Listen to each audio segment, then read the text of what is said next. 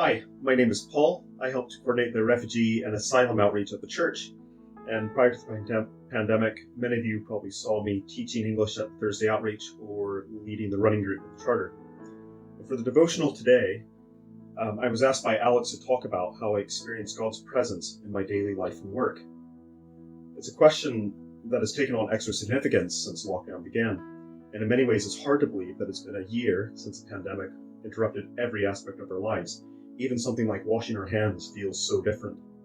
It feels as if the year has flown past, but at the same time slow and ponderous. And for me, the pandemic has brought many contradictions like that. I've been less busy and I've had more time at home than I've ever had before, yet despite this, my mind has been working overtime. For me, perceiving God's presence as a result has proven difficult. I used to have routines, special times for prayer, both personal and within community, but that's now gone, or maybe not gone, but very different. Now, I haven't found a special formula to share that can immediately make you and me aware of God's presence. But I have learned some things in lockdown that might be of help to you as well. Experiencing God's presence started with something rather simple for me, and that was with Bible reading, or I should probably say Bible listening. I found it really difficult to read and to focus on the written word during lockdown, so I started listening to the audio Bible on my MP3 player. The Spirit, speaking through the Bible, brought three particular passages to my mind. And the first passage is Acts 17:28. In his address to the Athenians, the Apostle Paul proclaimed, "In God we live and move and have our being." This is a reminder to me that I cannot compartmentalize our lives and squeeze a spiritual bit into a small part, maybe just on a Sunday morning. But in reality, God is with us all the time, whatever we're doing. He's interested in the whole person all the time.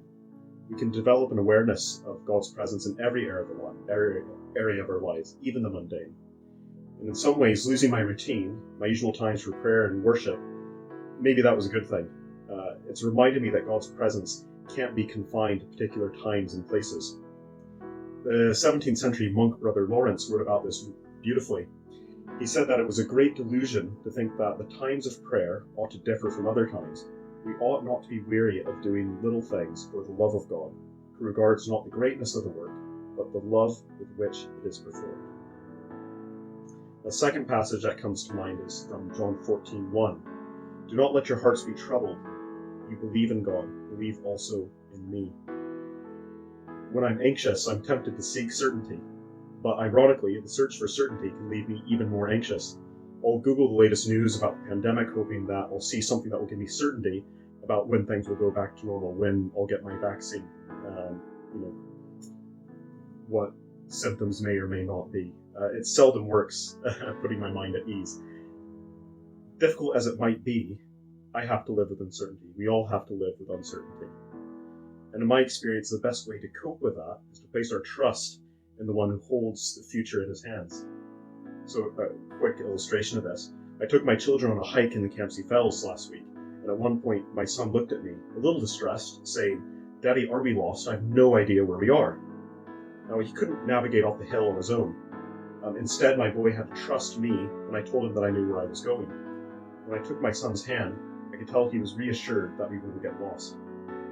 Now I hope I can place a similar trust in God, trusting Him as a loving parent. This trust for me is something that's developed through prayer. And what's amazing about prayer is that it isn't just a form of words or a bit of psychological trickery. Jesus actually responds to our prayers. Today He responds to all of us with reassurance and gentle compassion. Do not let your hearts be troubled. You believe in God, believe also in me. We may not know where we're going, but we can trust that Jesus will lead us. Now, the third verse comes from Matthew 10:29-31. Are not two sparrows sold for a penny, yet not one of them will fall to the ground apart from your Father? And even the hairs on your head are counted. So do not be afraid. You are of more value than many sparrows. I used to be a little disappointed that the only birds that came to my feeder were the somewhat drab and boring house sparrows, rather than the more pretty and colorful bullfinches and robins.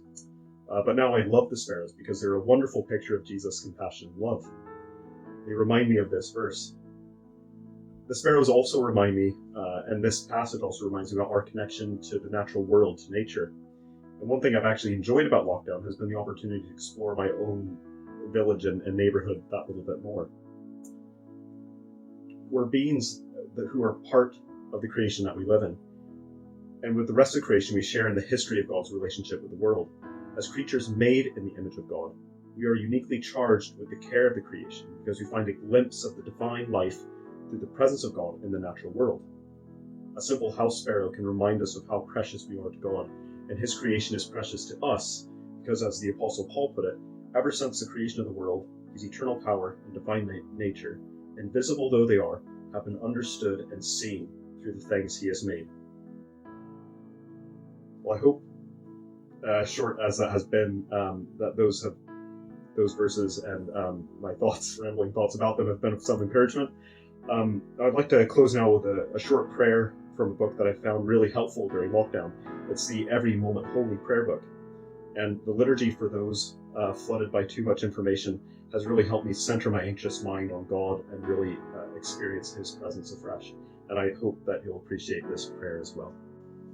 So the prayer begins. In a world so wired and interconnected, our anxious hearts are pummeled by an endless barrage of troubling news. We are daily aware of more grief, O Lord, than we can rightly consider, of more suffering and scandal than we can respond to, of more hostility, hatred, horror, and injustice than we can engage with compassion. But you, O Jesus, are not disquieted by such news of cruelty and terror and war. You are neither anxious nor overwhelmed. You carried the full weight of the suffering of a broken world when you hung upon the cross, and you carry it still. When the cacophony of universal distress unsettles us, remind us that we are but small and finite creatures, never designed to carry the vast abstractions of great burdens, for our arms are too short and our strength is too small. Justice and mercy, healing and redemption are your great labors. And yes, it is your good pleasure to accomplish such works through your people, but you have never asked any one of us to undertake more than your grace will enable us to fulfill. Guard us then from shutting down our empathy or walling off our hearts because of the glut of unactionable misery that floods our awareness. You have many children in many places around this globe. Move each of our hearts to compassionately respond to those needs that intersect our actual lives, that in all places your body might be actively addressing the pain and brokenness of this world. Each of us liberated and empowered by your Spirit to fulfill the small part of your redemptive work assigned to us. Give us discernment in the face of troubling news reports.